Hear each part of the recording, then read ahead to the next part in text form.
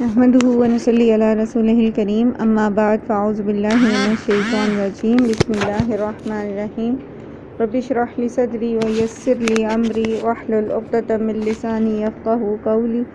ربنا زدنا علما اللهم فقهنا في الدين اللهم اني اسالك علما نافعا وعملا متقبلا ورزقا طيبا اللهم انفعنا بما علمتنا وعلمنا ما ينفعنا وزدنا علما اللهم إني أعوذ بك من علم لا ينفع ومن قلب لا يخشع ومن نفس لا تشبع ومن دعوة لا يستجاب لها ربي هب لي حكما والحقني بالصالحين واجعل لي لسان صدق في الآخرين واجعلني من ورثة جنة النعيم ولا تخزني يوم يبعثون۔ السلام علیکم ورحمۃ اللہ وبرکاتہ۔ آپ کا 25واں پارہ جو ہے وہ سٹارٹ ہو رہا ہے۔ کل ہم نے آیت پڑھی تھی تھا من عمل صالحا فلنفسہ ومن اساء فعلیہا، جو نیکی کرے گا تو وہ اپنے ہی لیے کرے گا اور جو برائی کرے گا اس کا وبال اسی پر ہوگا۔ وما ربک بظلام للعبید، آپ کا رب اپنے بندوں پر ظلم نہیں کرتا۔ اب مجھے یہ بتائیے، یہ جو صدقات آپ دیں گے سیلاب زدگان کو، آپ کو اس کا کیا فائدہ ہوگا؟ جلدی سے بتائیے مختصراً۔ تو ہم بات یہ کر رہے تھے کہ جب ہم صدقہ کرتے ہیں، ہم کوئی بھی نیکی کرتے ہیں، من عمل صالحا فلنفسہ، اور یہ صرف صدقے تک باؤنڈ نہیں ہے، یہ صرف ہاتھ سے کوئی مٹیریلسٹک چیز دیتے ہوئے کی نہیں ہے، بلکہ حتیٰ کہ صدقے کی تمام اقسام، جس میں مسکرانا بھی آ جاتا ہے، جس میں راستے میں سے تکلیف دہ چیز کو اٹھانا بھی آ جاتا ہے، جس میں کسی کے سامان کو سواری پر رکھنے میں مدد کرنا بھی آ جاتا ہے، کسی کو راستہ دکھانا، راستہ سمجھانا بھی آ جاتا ہے۔ تو یہ ساری چیزیں صدقات ہیں، اور جو بھی یہ کام کرتا ہے، جو بھی نیکی کرتا ہے، اس کا سراسر فائدہ اسی کو ہوتا ہے۔ اور اگر آپ اس کو تھوڑا سا اور الیبوریٹ کرتے ہیں، آپ اس کو عبادات اور معاملات میں لے کر چلے جاتے ہیں، تو عبادات میں جیسے جیسے آپ جو بہترین عمل کرتے جاتے ہیں، نیک عمل کرتے ہیں، چاہے وہ آپ کا نماز پڑھنا ہے، نماز کو اس کے صحیح طریقے سے پڑھنا ہے، تو آپ سراسر اس کا فائدہ آخرت کا تو ہے ہی، دنیا کا بہترین فائدہ آپ کما رہے ہوتے ہیں۔ دنیا میں آپ کے بہت سارے، اگر آپ کو یاد ہو، آپ میں سے کچھ لوگوں نے اٹینڈ کی ہوں گی ہماری کچھ ورک شاپس، تو اس میں ہم نے جو عبادات ہیں ان کے جو ہمارے فزیکل باڈی کے اوپر جو اچھے اثرات مرتب ہوتے ہیں، ہم نے اس کو ہائی لائٹ کیا تھا، نماز کے، روزے کے، حج کے، زکوٰۃ کے، جس طرح سے جتنی بھی ہمارے ریچولز ہیں، تو ہم نے اس کو ہائی لائٹ کیا تھا کہ کس طرح عبادات ہمیں دنیا میں فائدہ دیتی ہیں اور آخرت کے فائدے تو ہیں ہی۔ اور انسان کی نیت صرف یہ ہونی چاہیے کہ اللہ کا حکم ہے، میں نے اللہ کے حکم کو پورا کرنا ہے اور اس کو راضی کرنا ہے، ٹھیک ہے۔ نیت یہ نہیں ہونی چاہیے کہ میں اگر اچھا رکوع کروں گی تو میری کمر کی جو تکالیف ہیں وہ دور ہو جائیں گی، میں اگر لمبا سجدہ کروں گی تو میرے جو بلڈ سرکولیشن ہے وہ اچھی ہو جائے گی۔ تو اصل میں نیت یہ ہونی چاہیے کہ یہ اللہ کا حکم ہے اور ہم نے سنت پر عمل کرتے ہوئے اس پر اللہ کی رضا کی خاطر عمل کرنا ہے۔ فائدے سراسر ہمارے ہیں، دنیاوی بھی اور اخروی بھی، اللہ سبحانہ و تعالیٰ تو بے نیاز ہے۔ اسی طرح جو برائی کرتا ہے، تو برائی کے جو امپیکٹس ہیں، برائی سے ہمیں روکا کیوں گیا ہے؟ ایک بچے نے مجھ سے سوال کیا کہ کیوں نہ ہم اپنی مرضی کریں بھائی، جب اللہ تعالیٰ بے نیاز ہے تو اللہ تعالیٰ کو تو عبادت کی ضرورت نہیں ہے، اور اللہ تعالیٰ کو تو اس چیز کی ضرورت نہیں ہے کہ کوئی ان کی تعریف کرے، اللہ تعالیٰ کو تو اس چیز کی ضرورت نہیں ہے کہ کوئی ان کی فرما برداری کرے، تو پھر ہم کیوں اللہ کی فرما برداری کریں؟ جب اللہ تعالیٰ کو پرواہ نہیں ہے، مطلب وہ غنی ہے، تو ہمیں ہمارے حال پہ چھوڑ دیں، پھر وہ ہمیں باؤنڈ کیوں کرتے ہیں؟ کیا خیال ہے، کیوں باؤنڈ کرتے ہیں اللہ تعالیٰ ہمیں؟ جی بتائیے۔ بالکل صحیح کہا آپ نے، بالکل صحیح کہا آپ نے۔ اور آپ یہ دیکھیے کہ جیسا کہ ابھی آسیہ بات کر رہی تھی نا، میں آپ کی آواز پہچاننے کی کوشش کی۔ اچھا، تو بات یہ ہے جیسے بھی انہوں نے کہا کہ جتنی بھی چیزوں سے اللہ سبحانہ تعالیٰ نے ہمیں روکا ہے، ڈوز نیکیاں ہیں، ڈونٹس برائیاں ہیں، ٹھیک ہے۔ تو جتنے بھی ڈونٹس ہیں آپ ایک ایک کو اٹھا کے دیکھ لیجئے، اور اس کا انفرادی اور اجتماعی زندگیوں پر نقصان دیکھ لیجیے. جیسے وہ سورہ بقرہ میں آپ نے پڑھا نا یسألونک عن الخمر، یہ آپ سے شراب کے بارے میں پوچھتے ہیں، تو اللہ سبحانہ وتعالیٰ نے فرمایا کہ آپ انہیں بتا دیں کہ اس میں کچھ فائدہ بھی ہے اور یہ ایک بڑا گناہ ہے، لیکن اس کا نقصان اس کے فائدے سے زیادہ بڑا ہے. نقصان فائدے سے زیادہ بڑا ہے. کچھ لوگوں کا فائدہ بھی ہے جو نظر آتا ہے لوگوں کو شراب میں، شراب کی پروڈکشن میں اور اس کے، لیکن اس کے نقصانات بہت زیادہ ہیں، اور وہ نقصانات جو ہیں وہ انفرادی اور اجتماعی اور خاندانی اور معاشرتی زندگی کے اوپر بہت برے اثرات ہیں اس چیز کے. اسی طرح آپ دیکھیے کہ اللہ سبحانہ تعالیٰ نے چوری سے منع کیا ہے، غیبت سے منع کیا ہے، اور بہتان لگانے سے منع کیا ہے، زنا سے منع کیا ہے. جتنے بھی ڈونٹس ہیں آپ ایک اٹھا کے دیکھیے، اور پھر آپ دیکھیے کہ اگر اس کو کھلا چھوڑ دیا جائے اور اللہ تعالیٰ اس سے ہمیں نہ روکے تو پھر کیا ہوگا؟ پھر وہ ہمارے لیے ہماری تباہی کا سبب بنے گا. اور اس کے بہت سارے آپ اثرات جو ہیں وہ دیکھ بھی رہے ہیں کہ سوسائٹی میں جیسے جیسے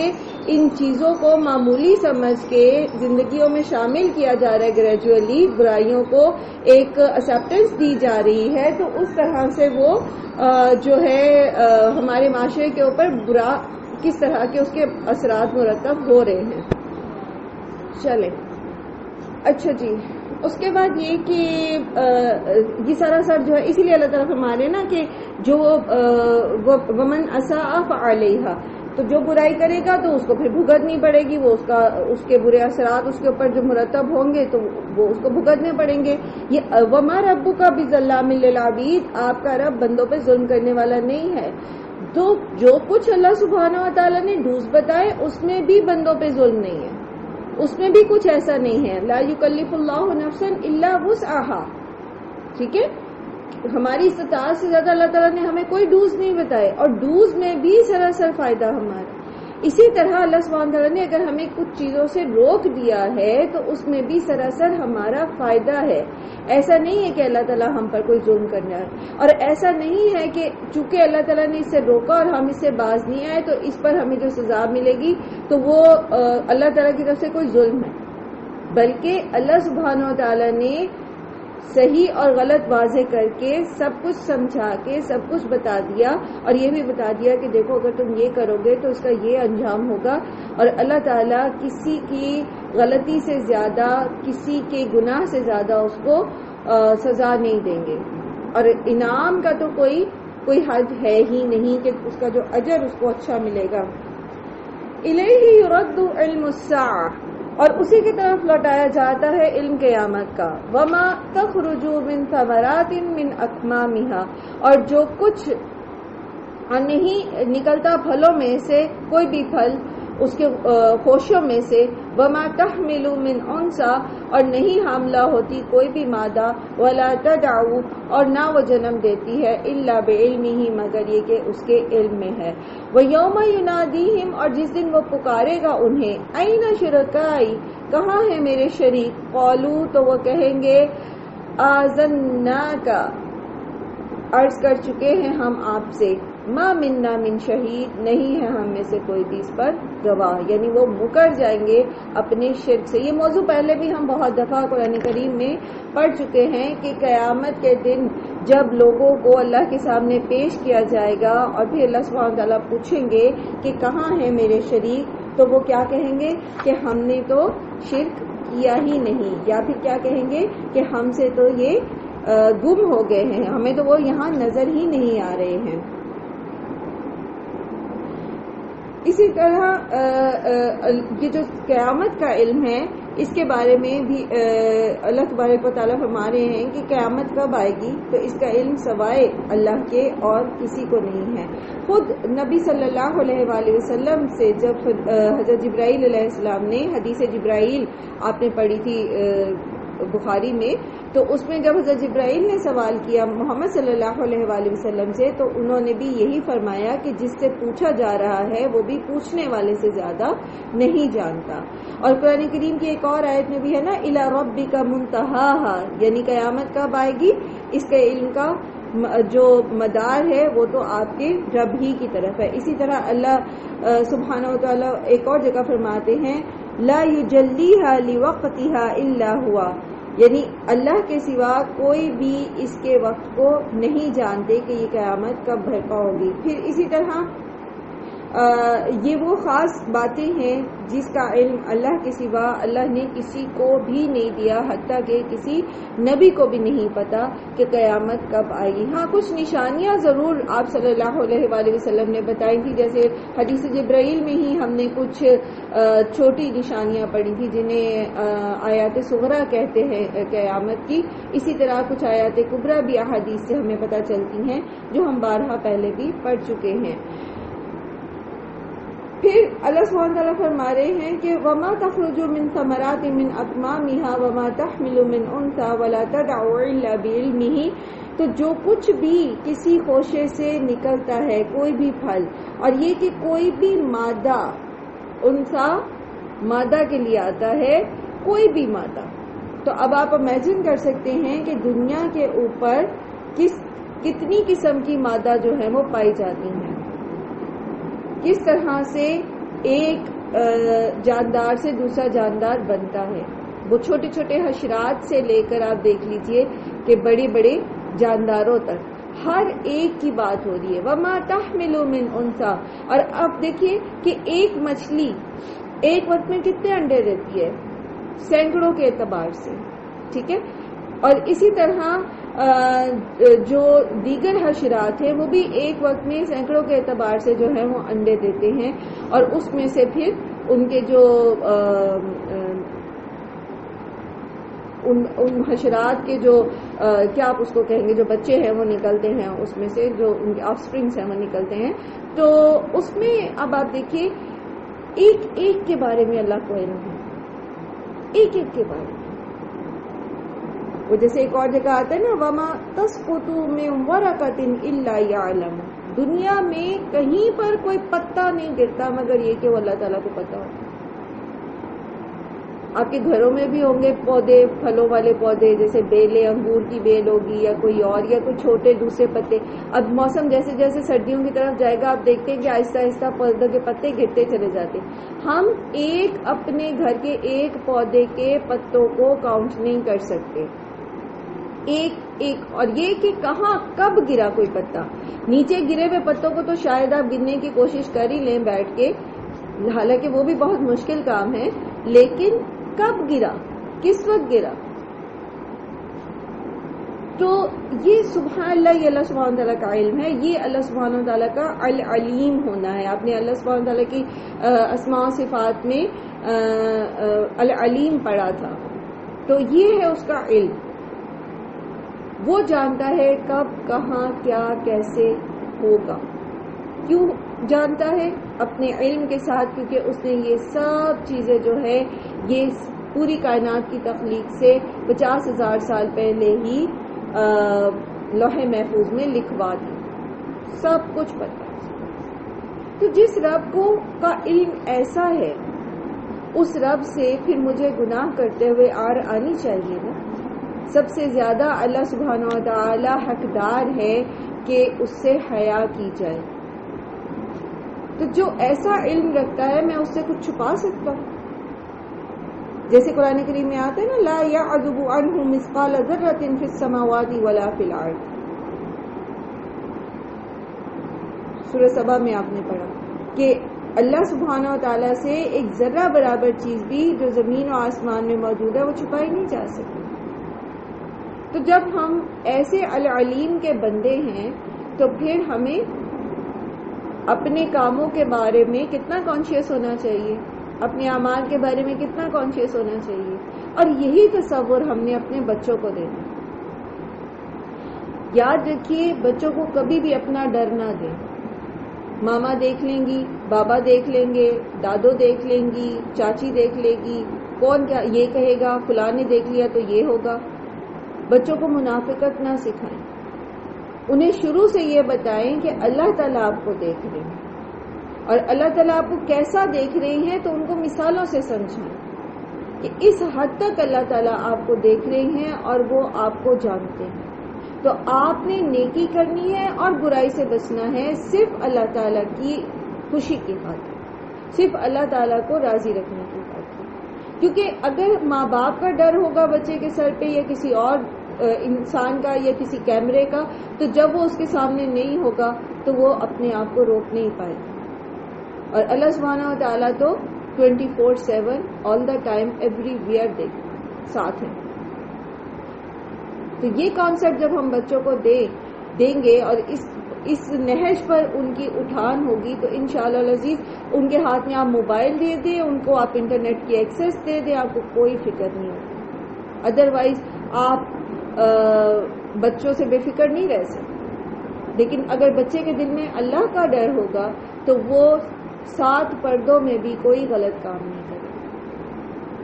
اللہ تعالیٰ ہم سب کے بچوں کو نیکی کی ہدایت دیں اور ان کے اخلاق اور کردار اور ایمان کی حفاظت فرمائیں، بچوں کے بھی بڑوں کی. کیونکہ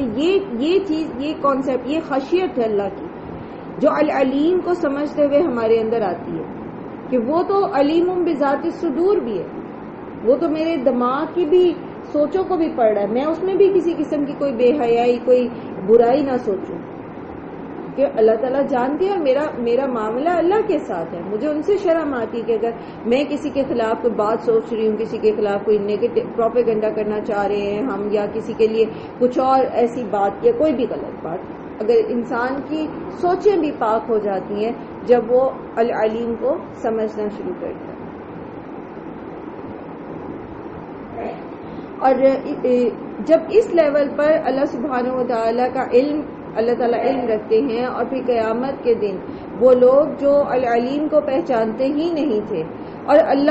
اللہ پر ایمان لانے کا کہتے تھے کہ ہم اللہ کو مانتے ہیں، لیکن اس کے ساتھ انہوں نے دوسرے بھی شریک بنا رکھے تھے اور اللہ سبحانہ و تعالیٰ کو اس کی صفات کے ساتھ نہیں پہچانتے تھے. یاد رکھیے یہاں پر اللہ تعالیٰ نے اپنے علم کا جو ہے وہ ذکر کیا ہے، اور ساتھ ہی پھر قیامت کے ذکر، اور پھر قیامت کے دن ان مشرکوں سے پوچھ گچھ کے ذکر کے بیچ میں علم کا ذکر کیا. تو جو لوگ اللہ تعالیٰ کو اس کی صفات کے ساتھ پہچانتے ہیں نا، وہ شرک نہیں کرتے،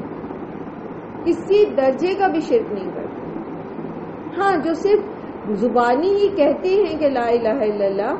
لیکن اس کو سمجھتے نہیں ہیں، اللہ سبحانہ تعالیٰ کی صفات کے ساتھ ان کا ایمان جو ہے وہ خالص نہیں ہوا ہوتا، تو پھر وہ شرک میں مبتلا ہو جاتے ہیں. پھر ان کے کانسیپٹ جو ہیں وہ شیطان ان کو بہکا دیتا ہے کہ نہیں تم ان کی عبادت تو نہیں کر رہے، تم تو صرف ان کو ایک واسطہ بنا رہے ہو، تم تو ان کو ایک وسیلہ بنا رہے ہو، تم تو ایک تھرو پراپر چینل جو ہے تم اللہ سے رابطہ کر رہے ہو. اور اللہ تعالیٰ تو بہت بڑے ہیں، اور جس طرح کسی بادشاہ کے تک رسائی نہیں ہو سکتی تو اللہ کے پاس کیسے ہو سکتی ہے، اور تم تو بہت گناہ گار ہو اور تمہاری بات کیسے سنی جائے گی، تمہیں تو کسی نیک بندے کے واسطے وسیلے کی ضرورت ہے. تو اس طرح کی چیزوں پہ پھر انسان جو ہے نا وہ ڈگمگاتا نہیں ہے شیطان کے وسوسے ڈالنے سے. اس کو پتا ہوتا ہے کہ میرا رب خود بخود جانتا ہے سب کچھ، جو ہر جگہ ہر وقت مجھے دیکھ رہا ہے، میرے دماغ کی سوچوں کو بھی پڑھ رہا ہے، میرے دل کی خیالات کو بھی پڑھ رہا ہے. اس کو پتا ہے مجھے کتنی ضرورت ہے، اسے پتا ہے مجھے کتنی تکلیف ہے، اسے پتا ہے مجھے کیا چاہیے، تو پھر وہ کبھی بھی شرک نہیں کرتا. تو العلیم کو جاننا بہت ضروری ہے. وَضَلَّ عَنْهُمْ مَا كَانُوا يَدْعُونَ مِنْ قَبْلُ وَظَنُّوا مَا لَهُمْ مِنْ مَحِيصٍ، اور گم ہو جائیں گے ان سے وہ جنہیں وہ پکارا کرتے تھے اس سے پہلے، اور وہ سمجھ لیں گے کہ اب ان کے لیے کوئی جائے پناہ نہیں ہے. قرآن کریم میں ایک اور آیت میں اس مضمون کو اللہ سبحانہ وتعالی اس طرح بیان کرتے ہیں کہ وَرَأَى الْمُجْرِمُونَ النَّارَ فَظَنُّوا أَنَّهُمْ مُوَاقِعُوهَا وَلَمْ يَجِدُوا عَنْهَا مَصْرِفًا، یعنی جب گناہ گار لوگ جہنم کو دیکھ لیں گے تو انہیں یقین ہو جائے گا کہ وہ اس میں گرنے والے ہیں اور اس سے کوئی بچنے کی وہ راہ نہ پائیں گے. کہیں پر بھی جہاں پر بھی وہ بھاگنا چاہیں گے، نکلنا چاہیں گے، ان کو کوئی وے آؤٹ نہیں نظر آئے گا. پیچھے بھی آپ نے پڑھا کہ وہ جہنم کے جو فرشتے ہوں گے ان سے کہیں گے کہ ہمیں یہاں سے نکالنے کی کوشش، نکالو، ہمارے لیے دعا کرو، لیکن کوئی بھی ان کے لیے جائے پناہ نہیں ہوگی۔ لا يسمع الانسان من دعاء الخیر، نہیں تھکتا انسان بھلائی کے لیے دعا کرنے سے، اپنے لیے خیر مانگنے سے انسان نہیں تھکتا۔ اگر ہم خیر کو بمانے مال لیتے ہیں تو آپ دیکھیے کہ مال کے معاملے میں اللہ کے رسول صلی اللہ علیہ وآلہ وسلم نے فرمایا کہ ابن آدم کو اگر سونے کی ایک وادی دے دی جائے تو اس کو دوسرے کی ہرس ہوتی ہے، اگر اس کو دوسری بھی دے دی جائے تو اس کو تیسرے کی ہرس ہوتی ہے، اس کا پیٹ تو صرف قبر کی مٹی ہی بھرتی ہے۔ تو خیر بمانی مال ہو یا اولاد ہو یا دنیاوی ترقی ہو، دنیاوی مال و اسباب ہو، تو اس کے لیے انسان کبھی بھی یہ نہیں سمجھتا کہ بس اب میں نے بہت کما لیا، بس اب مجھے اور ضرورت نہیں ہے، بلکہ کیا ہوتا ہے آپ دیکھتے ہیں کہ ایک ٹارگٹ آپ دنیاوی طور پر رکھتے ہیں کسی چیز کا، اور پھر ایک کے بعد دوسرا، دوسرے کے بعد تیسرا، تیسرے کے بعد چوتھا، پھر اس سے بڑا، پھر اس سے بڑا اور اس سے بڑا، الہاکم التکاثر حتی زرتم المقابر ہو جاتا ہے۔ کثرت کی طلب انسان کو قبر تک لے جاتی ہے۔ لا يسأم الانسان من دعاء الخیر، نہیں اکتاتا انسان دعا سے بھلائی کی، وَإِن مَسَّهُ الشَّرُّ، اور اگر پہنچتا ہے اسے کوئی شر، فَيَعُوسٌ قَنُوطٌ، تو وہ بہت ہی نا امید ہو جاتا ہے۔ یہاں پر انسان کا عمومی رویہ جو ہے وہ بیان کیا جا رہا ہے کہ کس طرح انسان جو ہے جب اس کو وہ بھلائی چاہتا ہے، دنیاوی خوشحالی، کشادہ رزق، تندرستی، بال بچوں کی خیر وغیرہ چاہتا ہے، اور اسی طرح یہاں پر آپ سمجھ لیجئے کہ یہاں پر جو انسان ہیں ان سے مراد پھر ایکسیپشنل کیسز بھی اس میں موجود ہیں، بہت سارے، کیونکہ انسانوں میں تو انبیاء بھی آئے ہیں، صالحین بھی ہیں، وہ تو دنیا نہیں مانگتے، ٹھیک ہے، تو یہاں پر جو خصوصی ذکر ہے وہ عام انسانوں کا ہے جو صرف دنیا کی طرف جن کی رغبت ہوتی ہے۔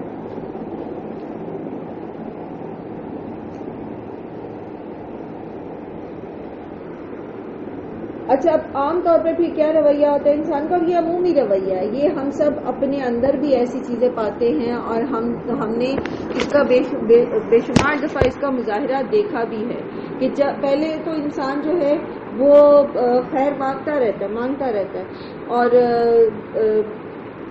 جب جو دنیا کی مطلب چیزیں ہیں اکٹھی کرتا رہتا ہے، اور اگر کوئی چیز اس سے چھن جاتی ہے، اگر کوئی چیز گم ہو جاتی ہے، اگر اللہ تعالیٰ اس کو کوئی نعمت اس سے واپس لے لیتے ہیں، تو پھر کیا ہوتا ہے؟ وہ بالکل دوسری ایکسٹریم پہ چلا جاتا ہے، مایوس ہو جاتا ہے، مجھ سے یہ کیوں لے لیا گیا اور میرے ساتھ ہی ایسا کیوں ہوا، اور بے شمار دیگر نعمتیں سامنے ہونے کے باوجود وہ اس ایک چیز کو لے کر اللہ سبحانہ وتعالیٰ سے بدگمان ہو جاتا ہے، اور وہ یہ سمجھتا ہے کہ اس کے پاس کوئی خیر بچی ہی نہیں، اور پھر کیا ہوتا ہے؟ وہ ڈپریشن جیسے امراض کا شکار ہوتا ہے اور خودکشی جیسی حرکتیں کرتا ہے۔ وَلَئِنْ أَذَقْنَاهُ رَحْمَةً مِنَّا مِنْ بَعْدِ ضَرَّاءَ مَسَّتْهُ لَيَقُولَنَّ هَٰذَا لِي، اور اگر ہم اسے چکھاتے ہیں کوئی رحمت اپنی طرف سے بعد اس کے کہ جو تکلیف اس کو پہنچی تھی، تو وہ ضرور یہ کہتا ہے کہ یہ تو میرے ہی لیے ہے، میں تو یہ ڈیزرو کرتا تھا، یہ تو میرے ہاتھوں کی کمائی ہے، اور دیکھیں جی ہم نے کیسے اس مصیبت کا مقابلہ کیا اور کیسے ہم اس مسئلے سے باہر آئے۔ تکلیف میں تھا تو مایوس تھا، اللہ تعالیٰ نے نکال دیا تو سارا کریڈٹ خود لے لیا، ھذا لی، یہ میرے لیے ہے، اور جب اس کو دنیا کی خوشحالی ملتی ہے، دنیا کا عیش ملتا ہے، تو وہ آپے سے باہر ہو جاتا ہے، یہاں تک کہ وہ قیامت تک کا انکار کر دیتا ہے۔ وما اظن الساعة قائمة ولئن رجعت الى ربي ان لي عنده للحسنى، سب سے پہلے تو وہ قیامت کا انکار کرتا ہے، مجھے نہیں لگتا کہ قیامت قائم ہونے والی ہے، اور جیسے ہم پہلے بھی بارہا اس موضوع کو پڑھ چکے کہ ضروری نہیں ہے کہ کوئی زبان قال سے ہی کہے کہ میرا قیامت پر ایمان نہیں ہے، ہم جیسے زبان حال سے اس کا اقرار کرتے ہیں کہ قیامت نہیں آئی. کہتے تو یہی ہے آمنت بیوم القیامہ، لیکن جو ہمارے اعمال ہوتے ہیں عموماً وہ اپنی حال زبان حال سے یہ بتا رہے ہوتے ہیں کہ ہمیں قیامت پر یقین نہیں ہے، ہمیں قیامت پر ہمارا ایمان درست نہیں ہے. جیسے یہاں ذکر کیا گیا، کہتے کہ اول تو قیامت آنی نہیں، اور اگر آ بھی گئی وَلَئِن رَجِعْتُ، فرض کرو اگر مجھے دوبارہ لوٹایا ہی گیا اِلَىٰ رَبِّی، میرے رب کی طرف، إِنَّ لِي عِندَهُ لَلْحُسْنَىٰ، تو میرے لیے وہاں بھی اس کے پاس بھلائی ہی ہوگی. جیسے سورہ اعراف اور سورہ کہف میں جو باغ والے کا قصہ ہے اس کا بھی یہی طرز عمل تھا. جب انسان کو دنیاوی نعمتیں مل جاتی ہیں، دنیاوی آسائشیں مل جاتی ہیں، تو پہلا کام جو وہ کرتا ہے نا وہ ان نعمتوں میں گم ہوتا ہے اور قیامت کو بھلا دیتا ہے اور ان چیزوں کو سمیٹ کے رکھنا ہے. قرآن کریم میں اللہ فرماتے ہیں نا کلا ان الانسان لیطغی ان رآہ استغنی، جب انسان کو آسائشیں اور آرام مل جاتے ہیں تو پھر کیا ہوتا ہے، وہ تغی کی طرف آ جاتا ہے، سرکشی کی طرف آ جاتا ہے. اور آپ دیکھیں کہ الا ماشاء اللہ عمومی طور پر یہی ہوتا ہے. جب غربت ہوتی ہے، افلاس ہوتی ہے، بھوک ہوتی ہے، تو انسان اللہ کو بار بار پکارتا ہے، اور جب اس کو نعمتیں ملتی ہیں تو پھر وہ ان نعمتوں میں گم ہو کے اللہ کو بھلا دیتا ہے. اور یہاں پر بالخصوص جو ذکر کیا گیا ہے وہ ہے کہ انسان کو مصیبت سے نجات صرف اللہ سبحانہ وتعالیٰ دیتے، لیکن وہ سارا کا سارا کریڈٹ خود لے جانا چاہتا ہے. وہ کہتا ہے میں سیلف میڈ ہوں، یہ میرے ہاتھوں کی کمائی ہے، یہ میری انٹیلیجنس تھی. ایک شخص بے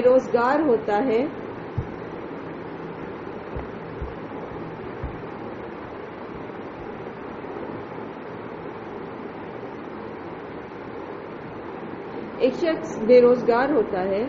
اور وہ کوشش کرتے ہیں جاب کے لیے، جاب نہیں ملتی، پھر وہ بار بار اس کے لیے ایفرٹ کرتا ہے، دعائیں کرتا ہے، اور اس کے لیے بہت ساری جو ہیں وہ سمجھ لیجئے کہ ایکسٹرا جو ہے وہ اذکار اور ساری چیزیں ہو رہی ہوتی ہیں. تو اس جاب کے لیے وہ دوڑ دھوپ کر رہا ہوتا ہے اور دعائیں کر رہا ہوتا ہے اور تڑپ رہا ہوتا ہے، اور جب اس کو مل جاتی ہے تو پھر کیا کرتا ہے، پھر وہ اپنی ڈگری اور اپنی انٹیلیجنس اور انٹرویو میں اپنی پریزنٹیشن، حالانکہ اسی طرح کی پریزنٹیشن اور انہی ڈگریز اور انہی کوالیفیکیشنز کے ساتھ وہ پہلے کتنی جگہ سے ریجیکٹ ہو چکا ہو، لیکن جب اللہ تعالیٰ اب اس کو نوازتے تو وہ سارا کریڈٹ خود لے کے جانا چاہتے. اور پھر جب اس کو اللہ تعالیٰ مال دیتے ہیں، اس کو نعمتیں دیتے ہیں، تو پھر وہ کیا کرتا ہے، ان نعمتوں میں گم ہو جاتا ہے. اور اگر وہ مسلمان ہے تو زبان قال سے تو نہیں، لیکن زبان حال سے اکثریت کا یہ حال ہے کہ یہی ہوتا ہے کہ پھر وہ ایسے اعمال میں مبتلا ہو جاتے ہیں، ایسی دوڑ میں لگ جاتے ہیں گویا انہوں نے تو اس دنیا میں ہی ہمیشہ رہنا ہے، قیامت تو آنی ہی نہیں ہے. فَلَنُنَبِّئَنَّ الَّذِينَ كَفَرُوا بِمَا عَمِلُوا، پس البتہ ضرور ہم خبر دیں گے انہیں جنہوں نے کفر کیا اس کی جو انہوں نے عمل کیے. وَلَنُذِيقَنَّهُمْ، اور ہم ضرور ان کو چکھائیں گے، من عذاب غلیظ، سخت عذاب میں سے. یہ تو یہ کہتے ہیں، یہ تو یہ سمجھتے ہیں کہ دنیا میں جو کچھ ہمیں ملا ہے، اگر اول تو قیامت آنی نہیں، اگر آئی تو وہاں پر بھی اسی طرح سے ہمیں سب کچھ مل جائے گا، کیونکہ اللہ ہم سے بہت راضی ہے، اسی لیے اس نے ہمیں دنیا میں دے رکھا ہے. اور ایک بات یاد رکھیے، اور یہ ہم سب کو پتا ہے کہ دنیا کی وہ جو اصل ہے نا وہ آزمائش ہے. اس میں کچھ چیز کا مل جانا بھی آزمائش ہے، وہ اللہ کی رضا یا ناراضگی کو نہیں شو کرتا، اور کسی چیز کا چھن جانا بھی آزمائش ہے. یہ دنیا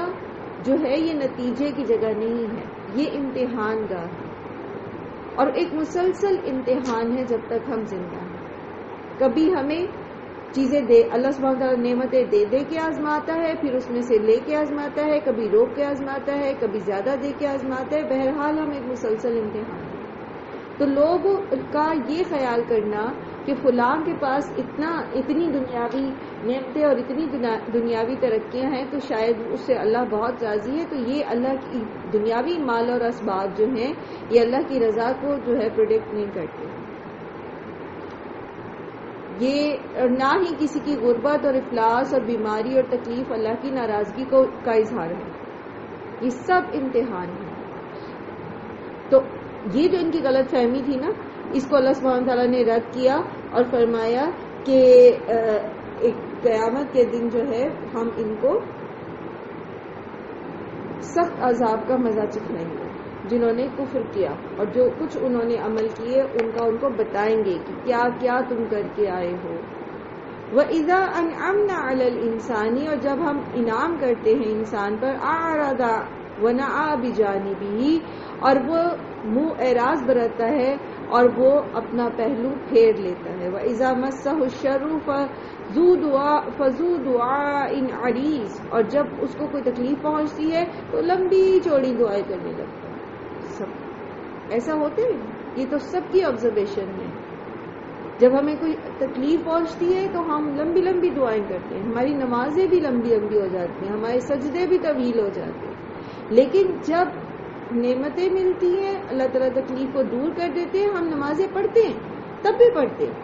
اذکار تب بھی کر رہے ہوتے ہیں، لیکن وہ اس کے اندر جو ایک پہلے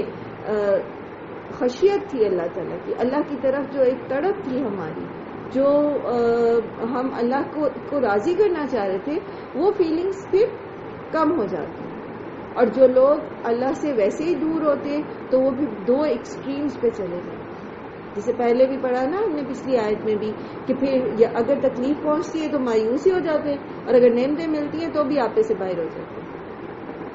قُلْ أَرَأَيْتُمْ إِنْ كَانَ مِنْ عِنْدِ اللَّهِ ثُمَّ كَفَرْتُمْ بِهِ مَنْ أَضَلُّ مِمَّنْ هُوَ فِي شِقَاقٍ بَعِيدٍ. آپ ان سے کہہ دیجئے، کیا دیکھا تم نے، کیا تم نے غور کیا، اگر وہ ہے اللہ کی طرف سے پھر تم نے اس کا انکار کیا تو پھر کون زیادہ بھٹکا ہوا ہے اس سے جو مخالفت میں بہت دور نکل گیا.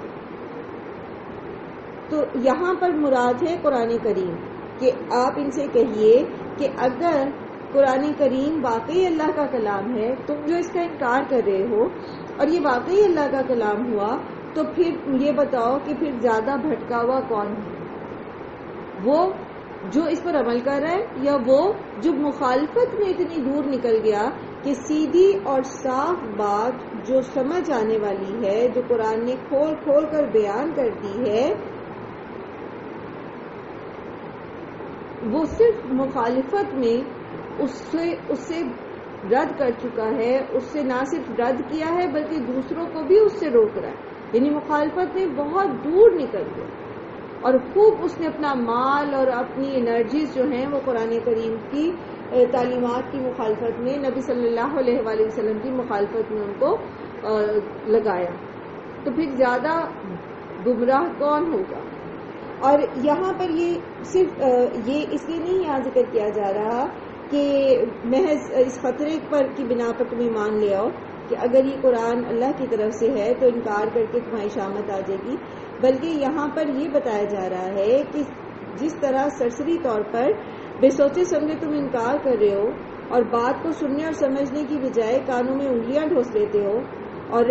اسی طرح آپ نے دیکھا، جیسے پیچھے بھی آپ نے پڑھا کہ جب قرآن پڑھا جائے تو تم اس میں شور کرو،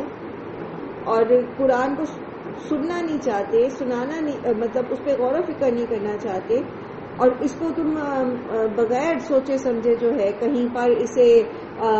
جادو کہتے ہو، کبھی تم اس کو کہانت کہتے ہو، کبھی تم اسے مجنون کی باتیں کہتے ہو. تو یہ سوچو تو صحیح، ذرا غور تو کرو کہ یہ کوئی دانشمندی کی بات تو نہیں ہے.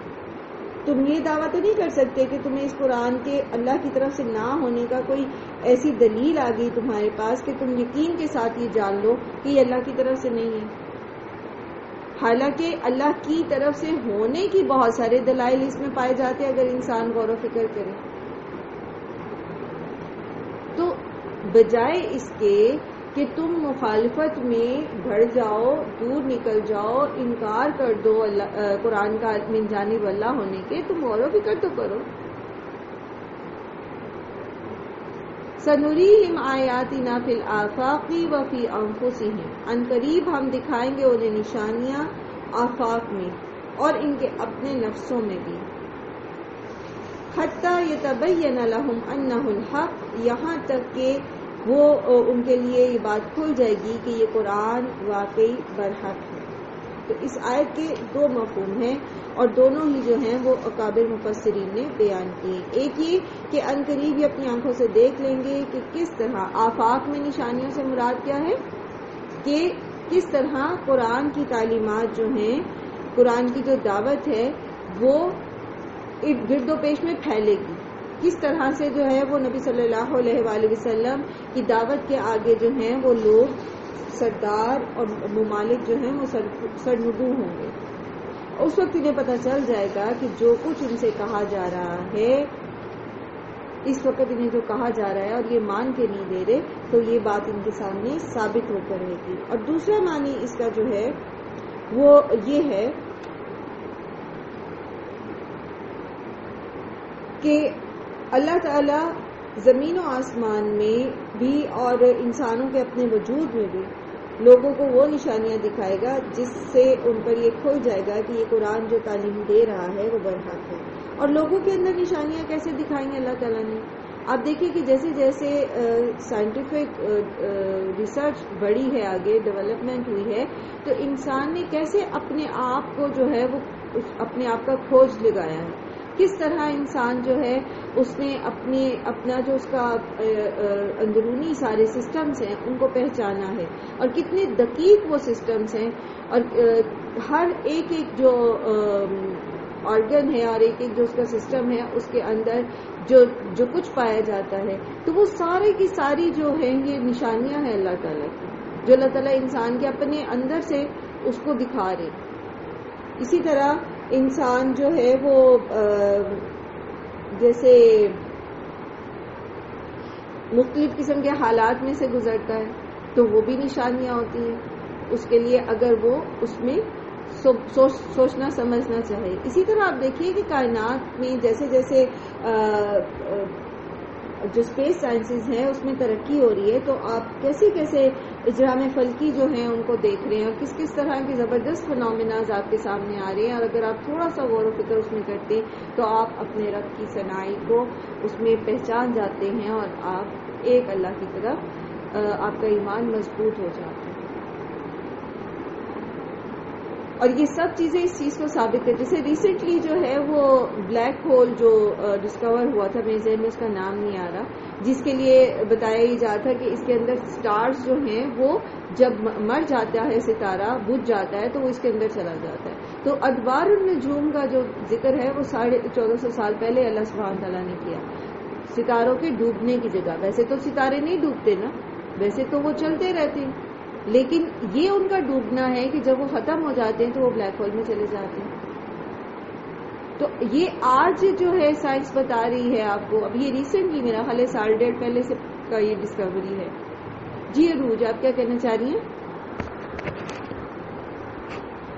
انہی ڈسکوریز کو لے کر وہ اپنے رب کو پہچان لیتا ہے، لیکن جو ہدایت پانا نہیں چاہتا، تو وہ ایک میں نے آپ کو بتایا تھا نا، جیسے سپر ایٹم سائنٹسٹ نے سپر ایٹم ڈسکور کیا تھا، تو جب اس کو یہ کہا گیا کہ اس کا ذکر تو قرآن کریم میں موجود ہے، 1450 سال پہلے ہی اللہ تعالیٰ نے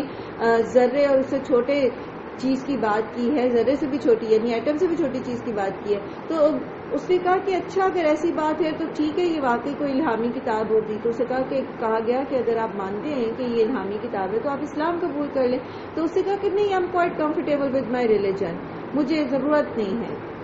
اسلام قبول کرنے کی، تو وہ ہدایت نہیں پانا چاہتا تھا۔ تو اتنی بڑی چیز، حالانکہ اس نے خود کہا کہ یہ میں وہ پہلا انسان ہوں جس نے اس کو ڈسکور کیا، اور ہاں اگر اس کتاب میں موجود ہے تو پھر وہ یقیناً وہ کوئی الہامی کتاب ہی ہوگی، لیکن اس نے قرآن پر وہ ایمان نہیں لے کر آیا۔ دوسری طرف آپ کے سامنے مثال ڈاکٹر مورس بکائے کی ہے، جنہوں نے فرعون کی ممی پر ریسرچ کی تھی، اور جب انہیں یہ بتایا گیا کہ اللہ سبحانہ تعالیٰ نے یہ آج سے 1450 سال پہلے ہی بتا دیا تھا کہ اس کو تمہارے جسم کو ہم محفوظ کر دیں گے اور لوگوں کے لیے عبرت بنا دیں گے. تو وہ ایک طویل غالباً 1960s میں یہ ملی تھی جو فرعون تھا رامسس 2 تھا اس کی ممی. اگر کسی کو یاد ہو تو بتا سکتے. 1960s میں میرا خیال ہے ملی تھی کیونکہ ڈاکٹر مورس بقائے کا جو واقعہ ہے شاید اسلام قبول کرنے کا یہ بھی تبھی کا ہی ہے. تو انہوں نے جب یہ کہا کہ اچھا ایسا ہے تو پھر انہوں نے اسلام کے اوپر ریسرچ کی اور پڑھا اور پھر انہوں نے اسلام قبول کر لیا. اور یہ بڑی مشہور کتاب ہے اسلام اور سائنس. اگر آپ پڑھنا چاہیں تو اردو ورژن اس کا موجود ہے. ڈاکٹر مورس بقائے لکھتے ہیں اس کو. بہت سارے سائنٹیفک فیکٹس اس کے اندر موجود ہیں. تو جو ایمان لانا چاہتا ہے تو اس کے لیے یہ نشانیاں اس کے ارد گرد بکھری بھی ہوتی ہیں اور وہ ایمان لے آتا ہے. اور جو نہیں لانا چاہتا تو وہ کھلم کھلا نشانیاں بھی اس کے سامنے ہوں تب بھی وہ اس پر ایمان نہیں لاتا. اولم یکفی بربک انہ علی کل شیء شہید. کیا آپ کا رب کہ بے شک وہ کیا بھلا نہیں ہے کافی آپ کا رب کہ بے شک وہ ہر چیز کے اوپر گواہ ہے. یہ لوگ بے شک انکار کریں اللہ کے ہونے کا, بے شک یہ قیامت کے برپا ہونے کا انکار کریں, بے شک یہ کچھ بھی کریں, لیکن بات یہ ہے کہ اللہ سبحانہ و تعالیٰ خود ہر چیز پر گواہ ہے اور وہ خود ان کو بتائیں گے قیامت کے دن کہ جو کچھ یہ لوگ کرتے رہے تھے. الا انہم فی مریۃ من لقاء ربہم. خبردار بے شک وہ اس اپنے رب سے ملاقات میں شک میں پڑے ہوئے ہیں. الا انہ بکل شیء محیط. اور آپ یاد رکھیے کہ بے شک اللہ ہر چیز کا احاطہ کرنے والا ہے. یعنی لوگوں کو انجام بد سے ڈرانے کے لیے یہ بات کافی نہیں ہے کہ اس حق کے دعوت حق کو جھٹلانے اور ضد پہنچانے کے لیے جو کچھ وہ کر رہے ہیں وہ اس چیز کو نہیں سمجھ رہے کہ اللہ تعالیٰ ان کو خود دیکھ رہے ہیں. وہ سمجھ رہے ہیں کہ ہم شاید اللہ کو دھوکہ دے سکتے ہیں, کیونکہ یہ مشرکین مکہ کہتے تو تھے نا اللہ کو معبود مانتے تھے نا. لیکن یہاں یہ جو اللہ سبحانہ وتعالیٰ فرما رہے ہیں نا کہ اولم یکفی بربک انہ علی کل شیء شہید. تو اگر یہ اللہ کو مانتے ہیں تو پھر کیا ان کو اس چیز کا ڈر نہیں لگتا کہ اللہ تعالیٰ ان کی ہر عمل کو دیکھ رہے, اللہ تعالیٰ ان کے ہر عمل کو جانتے.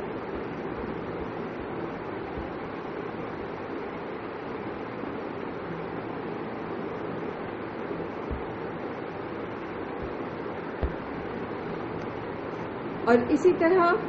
اللہ تعالیٰ فرمانے کہ یہ اصل میں جب اپنی چالیں اس طرح چل رہے ہیں اور یہ سمجھتے ہیں کہ یہ اللہ تعالیٰ کو دھوکہ دے دیں گے تو دراصل انہیں قیامت کا یقین ہے کہ قیامت برپا ہو. یہ اس چیز میں شک میں پڑے ہیں. اور شک میں پڑنے کا مطلب کیا ہے کہ ان کا عقیدہ آخرت درست نہیں ہے. اور حالانکہ اللہ سبحانہ و تعالیٰ نے ہر چیز کو اپنے علم کے ساتھ گھیر رکھا ہے, خواہ وہ چھوٹی سے چھوٹی ان کی کوئی حرکت ہو, چاہے ان کی آنکھوں کی جو ہے وہ خیانت ہی کیوں نہ ہو, اللہ سبحانہ و تعالیٰ نے وہ بھی نوٹ کر کے رکھی ہے. اس کی بڑی خوبصورت مثال ہے. آپ سورہ مدثر میں پڑھتے ہیں نا وہ جو ولید بن مغیرہ کے بارے میں اللہ سبحانہ و تعالیٰ فرماتے ہیں کہ جب اس کے پاس گئے تھے اس کے لوگ ولید بن مغیرہ کے پاس اور یہ مشورہ چاہا کہ کس طرح سے جو ہے وہ ہم محمد صلی اللہ علیہ وسلم کی دعوت کو جو ہے وہ جھٹلائیں, اور مختلف آراء جب ان کو اس کے سامنے رکھی گئی تو اس کے لیے جو ہے وہ اللہ سبحانہ تعالیٰ فرماتے ہیں کہ انہ فکر وقدر فقتل کیف قدر ثم قتل کیف قدر ثم نظر ثم عبس وبصر ثم ادبر واستکبر. ایک ایک اس کی آنکھ کی جنبش, ایک ایک اس کے چہرے کا اتار چڑھاؤ. اگر اس کا ترجمہ آپ سامنے پڑھ دیتی ہوں کہ اللہ تعالیٰ فرماتے ہیں ہلاکت ہو اس نے کیسی تدبیر سوچی, اور پھر غارت ہو وہ کہ اس نے کیسا اندازہ لگایا, پھر اس نے غور کیا اور وہ تو شروع ہوا اور وہ پیچھے ہٹا اور اس نے تکبر کیا. اس طرح سے اللہ سبحانہ و تعالیٰ نے محفوظ کر لیے ان کے چہرے کے تاثرات سے لے کر ان کے قدموں کی جنبش سے لے کر ان کی ایک ایک بات کو اللہ سبحانہ و تعالیٰ گھیرے ہوئے ہیں، اور یہ اس غلط فہمی میں ہے کہ اللہ تعالیٰ کو دھوکہ دے لیں گے، یہ اس غلط فہمی میں ہے کہ یہ جو مرضی چالیں چلتے رہیں کسی کو پتہ نہیں چلے گا۔ تو اللہ سبحانہ و تعالیٰ اس چیز پر ان کو متنبع کر رہے ہیں کہ ہر چیز کو اللہ تعالیٰ اپنے علم کے ساتھ گھیرے ہوئے ہیں، اور پھر جب قیامت کا دن آئے گا اور یہ پریشان ہو جائیں گے اور ان کے شریک ان سے گم ہو جائیں گے، تب اللہ سبحانہ تعالیٰ ایک ایک چیز ان کو کھول کھول کر بتائیں گے اور دکھائیں گے کہ دیکھ لو یہ تمہارے اعمال تھے۔ سورہ الشورى کا جو ہے وہ آج ہم ایک تعارف دیکھ لیتے ہیں مختصر سا، انشاءاللہ کل پھر اس کو پڑھیں گے۔ اس کا نام جو ہے، اس کی آیت نمبر 38 کے فکرے 38 میں جو اللہ تعالیٰ کا فرمان ہے وَأَمُرُهُمْ شُورَى بَيْنَهُمْ، اس سے ماخوذ ہے، اور اس کا زمانہ نزول جو ہے وہ یہ سورہ حامیم سجدہ کے فوراً بعد نازل ہوئی، کیونکہ ایک طرح سے یہ بالکل اس کا جو ہے وہ اس کو جسے کہتے ہیں کنکلوژن لگتا ہے، سورہ حامیم سجدہ ہی کا ایک کنکلوژن لگتا ہے۔ تو جب آپ سورہ شورى کو پڑھتے ہیں اور اگر آپ نے حامیم سجدہ کو غور سے پڑھا ہوا ہے تو آپ دیکھیں گے کہ اس صورت میں جو ہے سورہ حامیم سجدہ میں جو ہے وہ سرداران قریش کی اندھی بہری مخالفت کے بارے میں اللہ سبحانہ تعالیٰ نے کھول کھول کے بیان کیا، تاکہ مکہ معظمہ اور اس کے گرد پیش کے لوگ جو ہیں وہ بھی جو ہے اپنی اخلاق کو اور درست کر لیں، اور نبی صلی اللہ علیہ وسلم کے خلاف جو چالیں وہ چل رہے ہیں، یہ کوشش کر رہے ہیں یا مخالفت کر رہے ہیں، تو اس پر ان کو تنبیہ کی گئی ہے۔ اسی طرح جو ہے یہ صورت نازل کی اس کے بعد، جس میں نبی صلی اللہ علیہ وآلہ وسلم کی اس دعوت کو جس کی وہ مخالفت کر رہے تھے اس کی حقیقت سمجھائی گئی، تاکہ اگر کوئی شخص جو ہے جس کے اندر ذرا سی بھی خیر ہے اور وہ حق قبول کرنا چاہتا ہے تو وہ اس مخالفت سے متاثر نہ ہو جو قریش مکہ کر رہے تھے، جو مشرکین کے سردار منفی پروپیگنڈا کر رہے تھے، بلکہ وہ یہ اصل جو دعوت ہے محمد صلی اللہ علیہ وآلہ وسلم کی، اس کو جان لے اور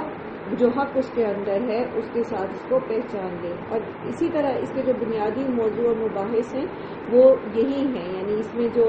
محمد صلی اللہ علیہ وآلہ وسلم کی دعوت جو ہے اس کی حقانیت بیان کی گئی ہے، اور جو مکی صورتیں ہیں بنیادی طور پر ان کے موضوع اسی طرح سے ہیں۔ اس میں عقیدہ توحید کا بھی ذکر ہے، عقیدہ آخرت کا بھی، اور عقیدہ رسالت کا بھی ذکر آئے گا انشاءاللہ العزیز۔ کل ہم اس سورہ کا آغاز کریں گے۔ الحمدللہ آپ کا 25واں پارہ جو ہے وہ شروع ہو چکا ہے۔ الحمدللہ اللہ کی توفیق سے ہی اس سفر میں ہم یہاں تک پہنچے، اور ہم اللہ سے دعا کرتے ہیں کہ وہ اسی طرح ہمیں بخیر و عافیت اس سفر کو جاری رکھنے کی توفیق عطا فرمائے،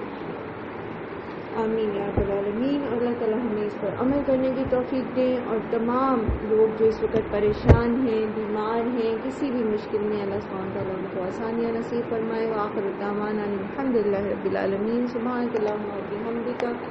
نشہد ان لا الہ الا انت، نستغفرک ونتوب الیک۔ السلام علیکم ورحمۃ اللہ وبرکاتہ۔